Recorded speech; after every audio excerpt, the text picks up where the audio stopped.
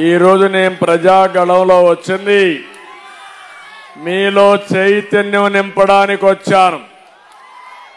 కానీ మీరే నాకు చైతన్యం నేర్పించే పరిస్థితికి వచ్చారు, స్ఫూర్తినిచ్చే పరిస్థితికి వచ్చారు.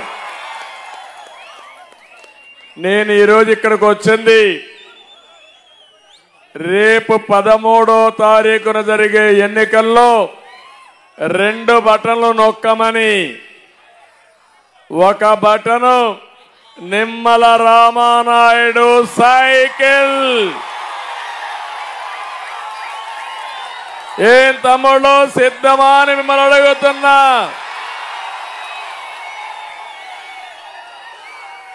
మేము సిద్ధం అంటే గట్టిగా చప్పట్లు కొట్టి హర్షాన్ని ఆమోదాన్ని చేయాలి. తాడేపల్లిలో ఉండే పిల్లి జలగా గజగజలాడాలి. మళ్ళీ ఒకసారి రెండో బటను కమలం పువ్వు పైన శ్రీనివాస వర్మ గారికి బీజేపీ అభ్యర్థి, తెలుగు మిత్రపక్షాల అభ్యర్థి గెలిపిస్తామని గట్టిగా చప్పట్లు కొట్టి హర్షాన్ని. తమ్ముళ్ళు ఒక విషయం గుర్తుపెట్టుకోండి, రాజకీయాలంటే సేవ. జగన్మోహన్ రెడ్డికి రాజకీయాలంటే అరాచకం, దాచుకోవడం తెలిసిన వ్యక్తి. ఇప్పుడు రామానాయుడు ఉన్నాడు. తమ్ముళ్ళు ఇప్పుడైనా సరే ఆయన దగ్గర డబ్బులున్నాయా? మనసుంది, మంచితనం ఉంది. మీకు కష్టం వస్తే సంకలో ఒక బ్యాగ్ పెట్టుకొని, వస్తువులు పెట్టుకొని మిమ్మల్ని ఆదుకునే మనస్తత్వం ఉన్న నాయకుడు. కరోనాలో చూశారు కదా, నాకే ఆశ్చర్యం వేసింది.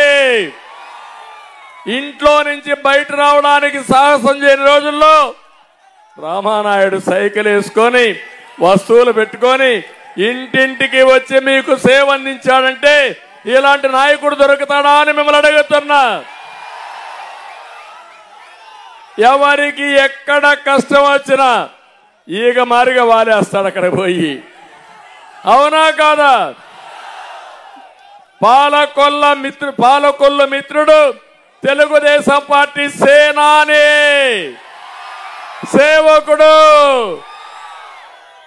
రాజకీయాల్లో ఈ కలియుగంలో ఇలాంటి నాయకులు ఉంటారని కూడా మీరు ఆలోచించాలి. ఒక పక్కన జగన్మోహన్ రెడ్డి అంటాడు, అంతకుడు పక్కన పెట్టుకొని ప్రజలకు తెలుసు బాబాయిని ఎవరు హత్య చేశారో అంటాడు. అది కలియుగం. మంచి వాళ్ళు అక్కడ చెడు వ్యక్తి, ఇక్కడ మంచికి మారు పేరు, మంచికి ఒక ఉదాహరణ. అదే నిమ్మల రామానాయుడు అని చెప్పి నేను మీకు తెలియజేస్తున్నా. రెండో వ్యక్తి శ్రీనివాస వర్మ గారు. రాజకీయ పార్టీలో పనిచేశారు, సిన్సియర్ గా పనిచేశారు. ఒక కార్యకర్తను వాళ్ళ పార్టీ గుర్తించి ఎంపీగా ఇచ్చారు. అది ఆయన సేవాభావం.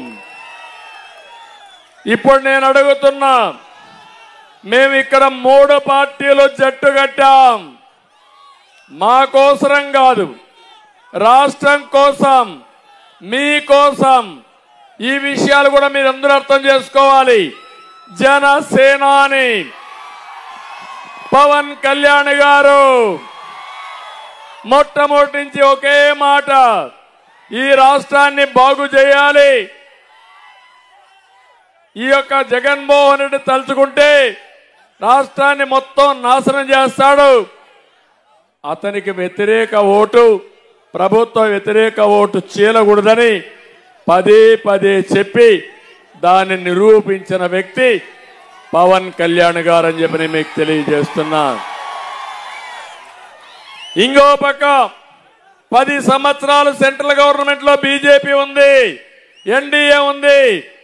మళ్ళీ రాబోయే రోజుల్లో వచ్చే ప్రభుత్వం కూడా ఎన్డీఏ అని అవునా కాదా అని మిమ్మల్ని అడుగుతున్నా.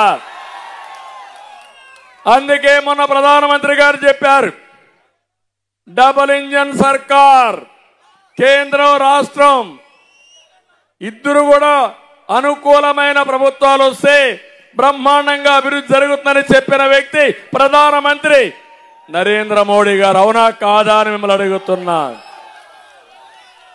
ఈరోజు మీరు ఒక్క విషయం గుర్తుపెట్టుకోండి, విభజన జరిగిన తర్వాత అభివృద్ధి ఎట్లా చేయాలో చేసి పెట్టిన పార్టీ తెలుగుదేశం పార్టీ. అవునా కాదా ఒకసారి ఆలోచించండి.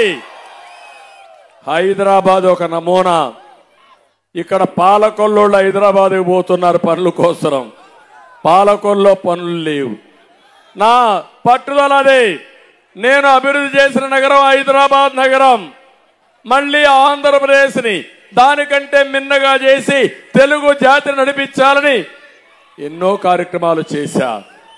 కానీ దుర్మార్గుడు వచ్చాడు, రివర్స్ పాలన అన్నాడు, విధ్వంసంతో ప్రారంభించాడు, చాలా సమస్యలు తెచ్చాడు. ఈరోజు అందుకే ఇంకొక విషయం కూడా మీరు గుర్తుపెట్టుకోవాలి, భారతదేశం అభివృద్ధి చెందుతా ఉంది, ప్రపంచంలోనే గుర్తింపు వచ్చే పరిస్థితి వచ్చింది. భవిష్యత్తులో ఇంకా మనం మెరుగైన పాలన ద్వారా పేదరిక నిర్మూలన చేసి మన పిల్లల్ని బ్రహ్మాండంగా చదివించి వాళ్ళ భవిష్యత్తు బంగారు భవిష్యత్తు చేసుకునే అవకాశం ఉంటుంది. దానికి 3 పార్టీల కలయిక, ఈ రాష్ట్రమంతా ఆమోదించిన కలయిక, ఇది అవసరమైన కలయిక. ఈ జట్టు ఈ రాష్ట్రానికి తిరుగులేని విజయాన్ని సాధిస్తాదని మరొకసారి మీ అందరికీ తెలియజేస్తున్నా. మాకెవ్వరికి స్వార్థం లేదు. ఆ పిల్లవాడిని చూశారు, ఆ పిల్లోడు ఉత్సాహం ఎంత ఉత్సాహంగా ఉన్నాడు చూడండి. నేను మీటింగ్ పెట్టినప్పటి నుంచి 2 వేళ్లు ఊపుతూనే ఉన్నాడు. అతనికి రాజకీయం తెలుసా, లేకపోతే ఇక్కడ జరిగే మీటింగ్ తెలుసా? కానీ ఒక నమ్మకం, ఆ నమ్మకం వాడి ఇంట్లో చర్చ. మళ్ళా తెలుగుదేశం వస్తేనే, ఈ కూటమి వస్తేనే నా బిడ్డ భవిష్యత్తు బాగుంటుందని ఆ తండ్రి నేర్పించిన విధానం. అవునా కాదా? నేను అందుకే ఇంకొక మాట కూడా చెప్తున్నా, ప్రభుత్వాలంటే మాకేం పని అనుకుంటారు కొంతమంది. కాదు, మీ జీవితాలు జాతకాలు రాసేది రాజకీయం. ప్రభుత్వ విధానాలతో మీ జీవితాల్లో పెనుమార్పు తీసుకొచ్చేది రాజకీయాలు, ప్రభుత్వాలని చెప్పి కూడా నేను మీకు తెలియజేస్తున్నా. ఒక్క విషయం మీరు చూడండి, ఒక ప్రభుత్వం సమర్థవంతమైన ప్రభుత్వం అయితే మీ జీవితాలే మారిపోతాయి. తర్వాత తరాలు కూడా వాళ్ళకు ఎంతో అభివృద్ధి అయి ముందుకు పోయే అవకాశం ఉంటుంది. ఒక కుటుంబ పెద్ద మంచివాడైతే, సమర్థుడైతే 10-20 సంవత్సరాల్లో ఎక్కడ లేని అభివృద్ధి చేసి చూపిస్తాడు. ఒక కంపెనీలో కూడా ఒక నాయకుడు ఉండి సమర్థవంతంగా ఉంటే బ్రహ్మాండంగా అభివృద్ధి అవుతారు. దీనికి ఒక ఉదాహరణ చెప్తున్నా. తెలంగాణ నేనే అభివృద్ధి చేశా. విభజన రోజున మీరు ఒక్కసారి చూస్తే 2 రాష్ట్రాలకు వ్యత్యాసం, ఆంధ్రప్రదేశ్ మన వాళ్ళకంటే 35% తలసరి ఆదాయం తక్కువ ఉంది. అదే నేను మళ్ళీ 5 ఏళ్లు కష్టపడ్డాను, 35 నుంచి 27% డిఫరెన్స్ తగ్గించాను. అంటే 8% తగ్గింది. నేనే ముఖ్యమంత్రిగా ఉంటే 10 సంవత్సరాల్లో తెలంగాణతో సమానంగా భారతదేశంలో నెంబర్ 1 గా తయారు చేసేవాణ్ణి. మనం ఓడిపోయాం. ఇప్పుడు వ్యత్యాసం తెలుసా? 45%. అంటే 5 ఏళ్లలో 7% తగ్గించాను. ఇప్పుడు 18% పెంచాడు వ్యత్యాసాన్ని. మళ్ళా అంటాడు నేను అది చేశా, ఇది చేశా, బటన్ నొక్కా. ఒట్టొట్టి బటన్ ఎవడికి నొక్కితే ఎవడికి కావాలి? 10 రూపాయలు ఇచ్చి 100 రూపాయలు దోచేసిన దుర్మార్గుడు ఈ జగన్మోహన్ రెడ్డి. అవునా కాదా? మీకు కష్టాలు పెరిగాయా లేదా? ఇబ్బందులు వచ్చాయా లేదా? మీ జీవన ప్రమాణాలు తగ్గాయా లేదా? అది ప్రమాణాలు. ఎప్పుడైనా ఒక వ్యక్తి బాగా చేస్తే మీ జీవితాల్లో వెలుగు రావాలి, అప్పులు తగ్గాలి, ఆదాయం పెరగాలి, 10 రూపాయలు మిగిలే పరిస్థితి రావాలి కష్టానికి. ఒక్క ఉదాహరణ చెప్తున్నా, ప్రైవేట్లో కూడా ధీరుభాయ్ అంబానీ ఇండియాలో రిచెస్ట్ మ్యాన్. మీకు అర్థమైందా? ఇప్పుడు ఎవరు? ఇండియాలోనే కాకుండా ఏషియాలోనే ధనికుడు ముఖేష్ అంబానీ. ధీరుభాయ్ అంబానీకి 2 పిల్లలు. 2 పిల్లలకి సమానంగా ఆస్తిని డివైడ్ చేసుకున్నారు. కానీ సమర్థవంతంగా ముఖేష్ పని చేసుకున్నాడు. 2వ కొడుకు సమర్థవంతంగా చేసుకోలేక ఈరోజు ఎక్కడికి పోయాడంటే నిరుపేద అయిపోయాడు. ఎక్కడ డబ్బులు పోయినాయి? కంపెనీలు దివాలా తీసింది, అప్పులు కట్టలేకపోయారు, మొత్తం దివాలా తీశారు. ఎందుకు ఈ విషయం చెప్పానంటే, ఒక నాయకుడు బాగుంటే అగ్రస్థానానికి తీసుకెళ్తారు.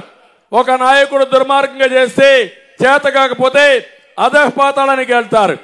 అదే నరేంద్ర మోడీ గారు ఈ దేశాన్ని అగ్రస్థానానికి తీసుకుపోవడానికి కృషి చేస్తున్నారు.